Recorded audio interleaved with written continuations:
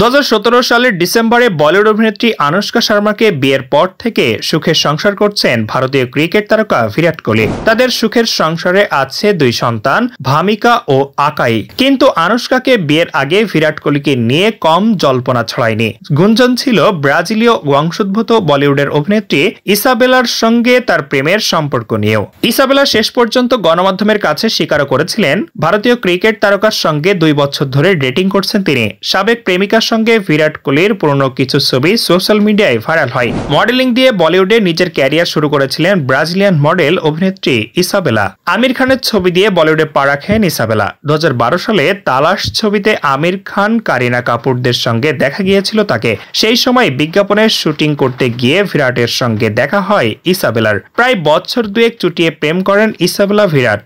এরপর দুজনের পথ আলাদা হয়ে যায়। যদিও এই সম্পর্ক নিয়ে বিরাটের মুখে কিছু শোনা যায়নি। 2014 সালে একটি সাক্ষাৎকারে ইসাবেলা বলেন, ভারতে আসার পর আমার প্রথম বন্ধু ছিল বিরাট কোহলি। অনেকটা সময় আমরা ডেট করেছি, প্রায় 2 বছর। তবে সেটা আমরা প্রকাশ্যে আনতে চাইনি।